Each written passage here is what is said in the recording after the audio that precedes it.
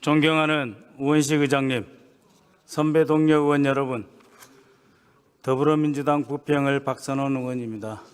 진실로 안 죽고 살아서 현안 질의하게 되어 꿈인지 생시인지 모르겠습니다.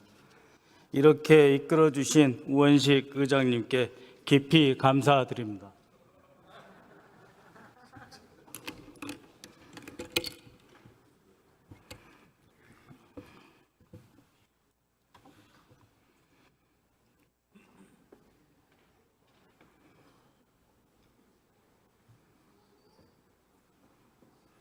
한덕수 총리님 나와 주십시오.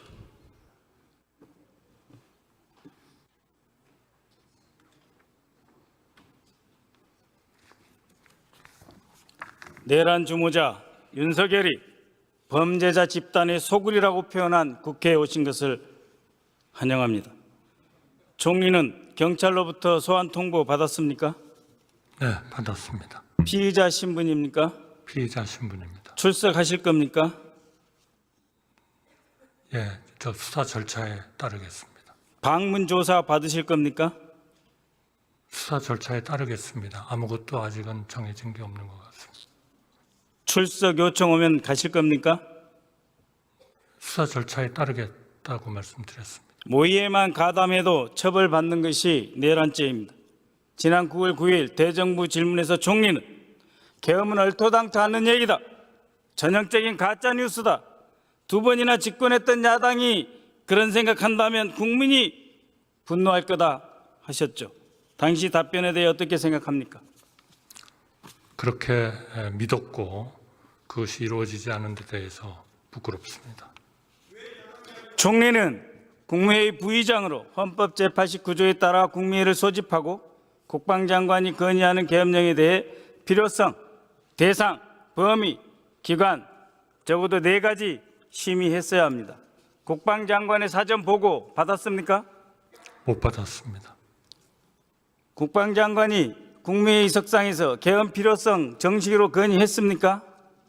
없었습니다. 어떤 심의를 했습니까? 아무런 심의도 하지 않았습니까?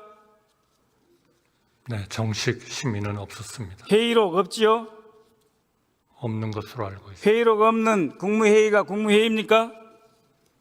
네, 절차적 하자, 실질적 하자가 있습니다. 총리는 국무회의 직후 6분 뒤에 계엄 업무에 들어간 것입니다. 인정하십니까?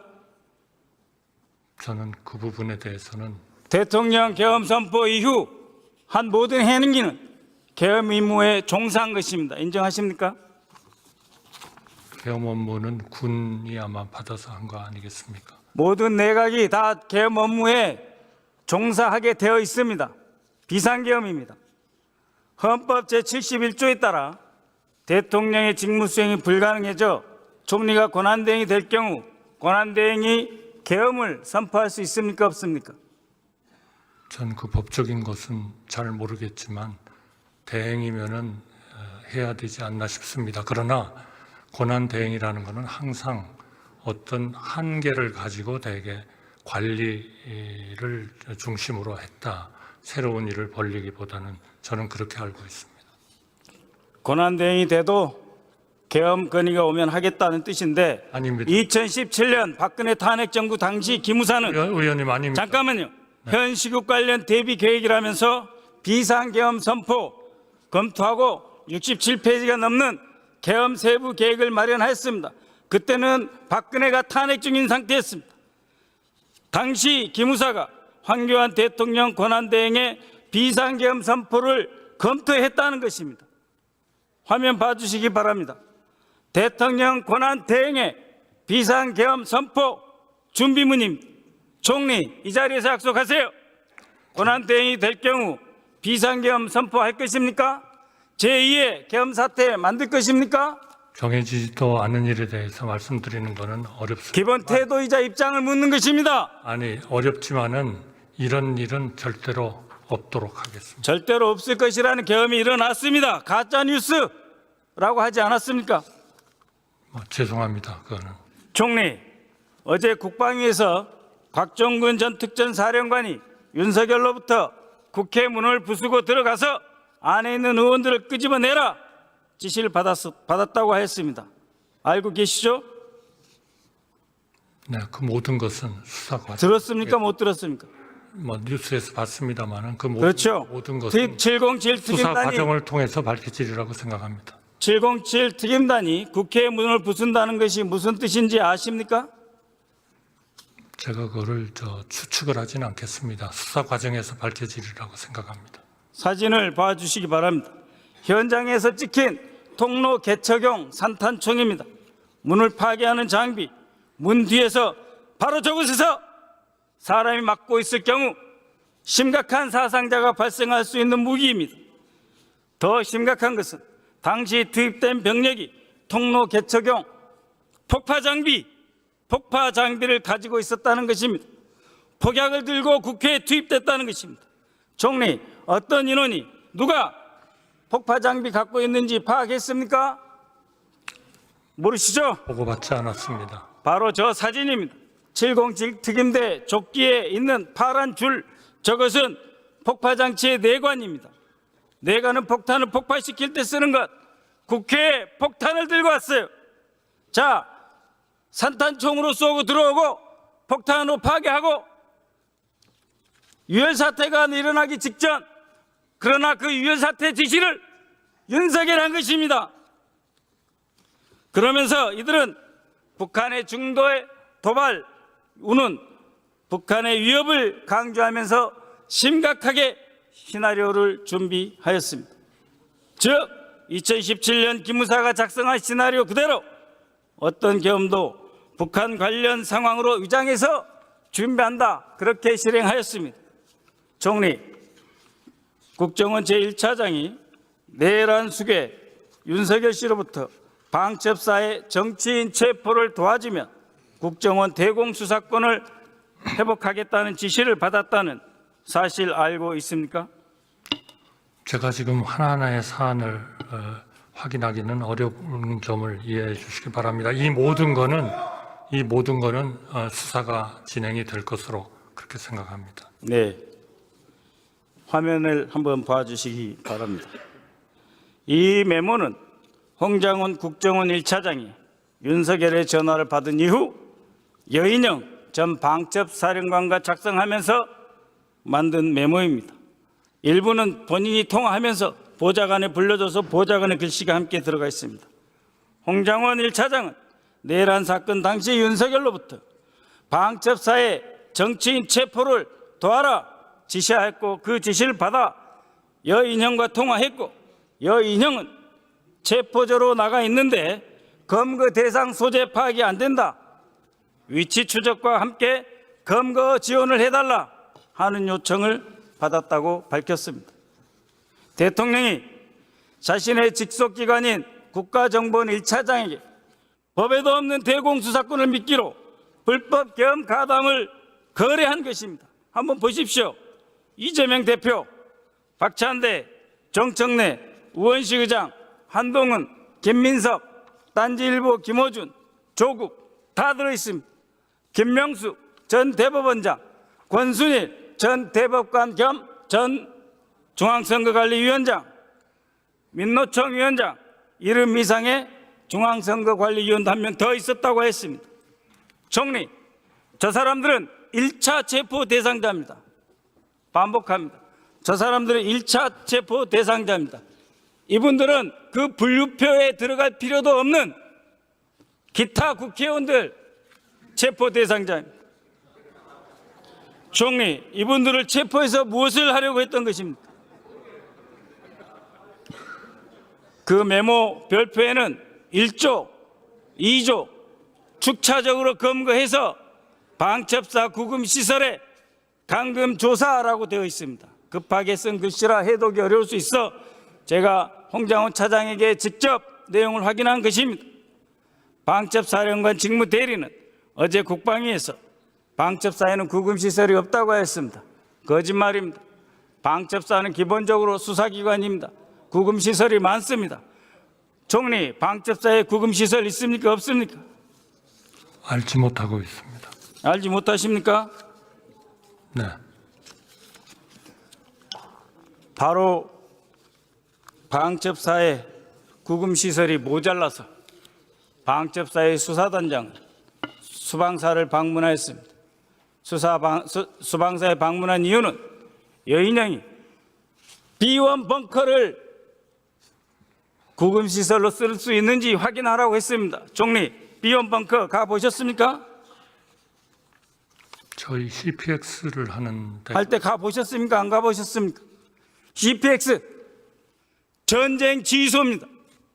북한이 쳐들을 것 같아서 비상계엄한다는 자들이 전쟁 지휘소를 국회의원과 선량한 국민 언론인들을 잡아다가 가두려고 수방사 관할 하에 있는 B1 벙커 검거실로 쓰겠다는 겁니다.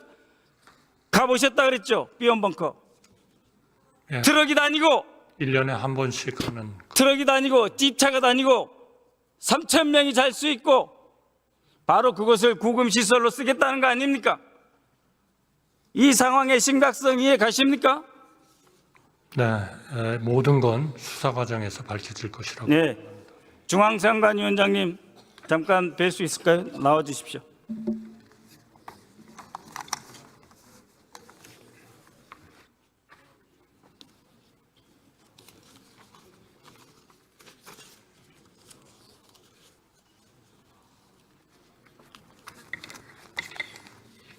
안녕하십니까. 처음 뵙습니다. 예. 김용현은 선관위 진입은 윤석열의 뜻이었다고 했습니다.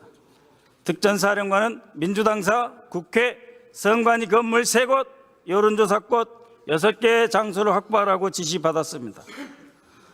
정보사령부 요원, 방첩사령부 요원이 헌법기관인 선관위 출동하여 직원을 억류하고 서버를 촬영했습니다. 어떤 심정이셨습니까? 이게 참담한 심정이었습니다. 앞으로 선관위 업무 제대로 할 수 있습니까? 열심히 노력하겠습니다. 외부 침투로 오염된 선관위 서버 앞으로 선거 관리 운영하는 데 문제 없습니까? 다시 한번 철저하게 점검하겠습니다만 절대 염려하지 않으시도록 준비를 철저히 하도록 하겠습니다. 아까 보여진 그림, 사진, 네트워크 구성을 촬영해서 외부에 전송합니다. 그러면 외부에서 선관위 서버에 침입합니다. 선관위 침입하면 선관위 전체 서버의 모든 데이터 3시간에 다 가져갈 수 있습니다. 방첩사, 정보사 3시간 20분 중앙선거관리위원회 서버 억류하였습니다. 무슨 말씀인지 이해하시겠습니까? 예, 방금 이해하겠습니다. 선관위원장께서 말씀하신 정도의 태도로는 이 민주주의의 기본 근간, 선거제도 기본 근간, 선거제도의 기반을 파괴하는 이 행위, 북한 물론이라고 보십니까? 안 보십니까? 계엄군의 중앙선거관리위원회 진입은 위헌 입법안 행위라는 점에 대해서는 아무런 의문이 없습니다. 잘 대비해 주십시오. 네.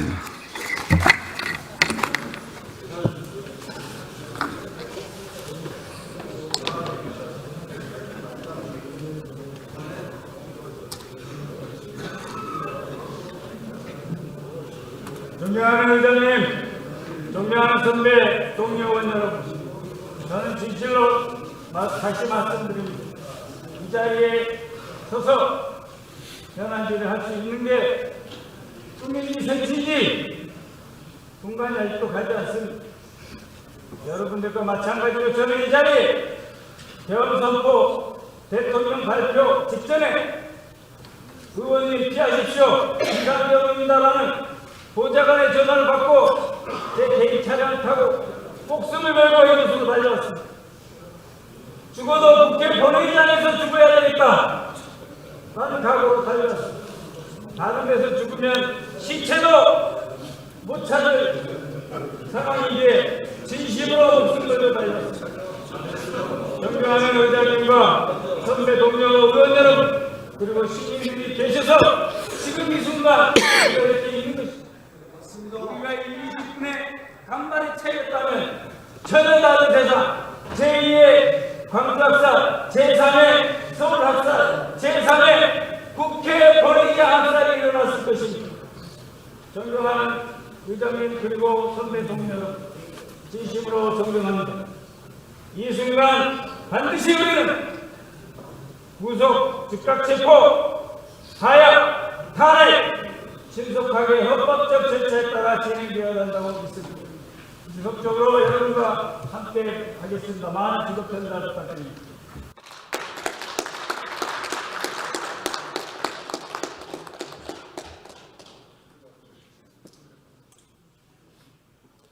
박선원 의원 수고하셨습니다.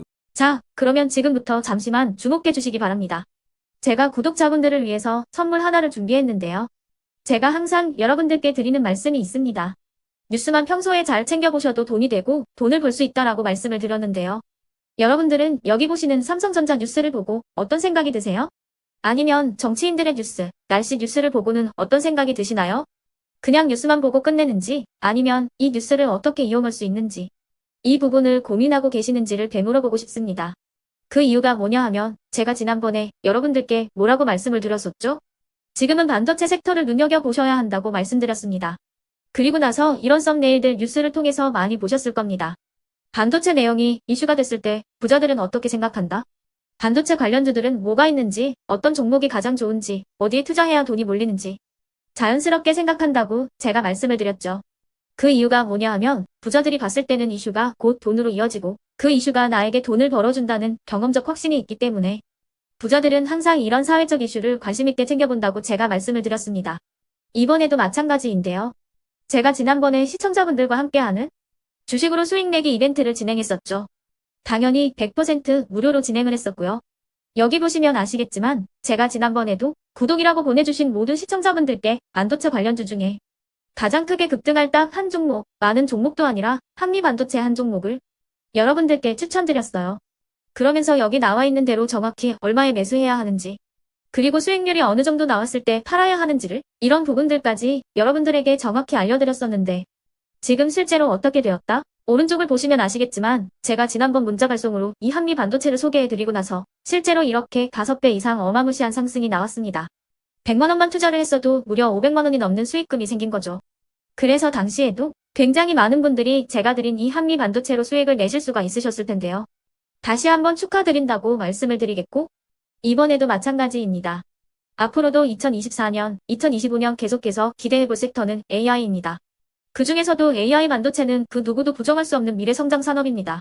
그러면 우리가 어떻게 생각해 볼 수 있을까요? AI 반도체 종목 중에 앞으로 크게 대장 역할을 하면서 10배 이상 급등할 수 있는 텐베거 종목을 지금부터 열심히 추적해야 한다는 겁니다.